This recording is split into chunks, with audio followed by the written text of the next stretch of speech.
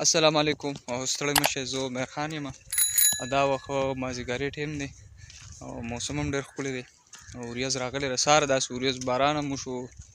زول توپان هم پکې وچلېدو نو مازدیګر ټیم دی روت یو ما ویل چکر به هم لږ داسې ووهو او تاسو ته به د مازدیګرۍ دا ماحول هم وښایو کیمره غړښ ته اړوم بیا نورې خبرې کوو. نو دا زمونږ کلی دی ګیر چاپېره ټول پټي دي اوس کتی شئ او وریځ دا ښه برابر وریځ ده بس باران ته جوړه ده او دا څه فصل دی تنوره؟ ها دا ټماټر دي جال والا ټماټر کرل شوي دي لاره ختلي نه دي ختلي دي خو لا شنه دي واړه دي او دا څه پټی دی؟ دا توری دی. دا توری دی چې د چا هم نه دي خوښه خوښې دي خو وایي نه دي خوښې په زور به یې خورې دا زمونږ کلی دی او ښه ګرز ګرز شروع دی پته نشته چې باران به څه ټیم شروع کېږي. ښه نو نور څه پکې ووایه لکه څه ووایه که نه جنګ را روان دی ورور بس ځان سره کوې جنګ او بس جنګ وی راغی او جنګ وی لاړو دا غړښ هم ښه درز درز شروع دی دې غړښ هم ښه درز درز شروع دی دې غړښ به صرف لړاکې را غورځولي دي جزونه او بس صرف دا دغه مټیانې شلي کېږي او هغه غړښ چې هغوی دي هغوی ابادۍ ولي به زمونږ هغوی زمونږ ابادۍ ولي جوماتونه ولي مدارس ولي. لوی افسوس په دې خبر راځي چې بل اوس په بهاولپور کې چې کوم جومات یې ویشتی دی مسجد سبحان الله چې په هغې کې تقریبا څوارلس دي که 18 دي دا څونه کسان پکې شهیدان شوي دي نو ډېره د افسوس خبره ده ډېر خراب او غلط حرکت یې کړی داسې نو په کار جنګ کوئ نو راشئ فوج سره وکړئ پاکستان مجاهدینو سره وکړئ او ډېر ماشومان یې ډېر وژلي دي که نه لکه دوی د پاکستان ماشومان پسې دوی لکه دغه شوي دي راشئ نو وسلوار فوج سره تاسو وجنګېږئ مخامخ شئ تاسو ته پته ولګي تاسو بیا پته ولګي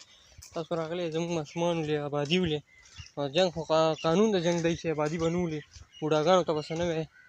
زنانو ته به څه نه وی ماشومانو ته به څه نه وی کوم چې سره جنګېږي هغه سره به جنګېږي. هغوی بار بار دا خبره کوي چې یاره دا کشمیر دا واقعه دا پاکستان د لاسه شوې ده نو پاکستان کې مسلمانان د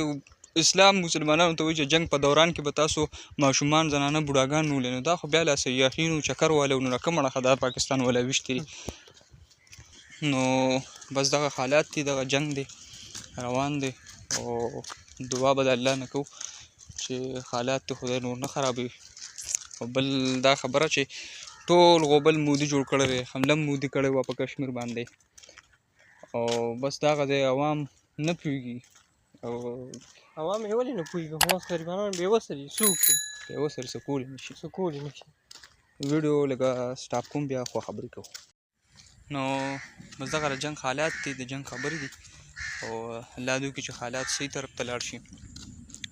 یو ټول انډیا والا له تقریبا 150 کروڑ عوام دي او د یو مودي علاج والا نه غورځي د یو مودي خلاف نشي راوتی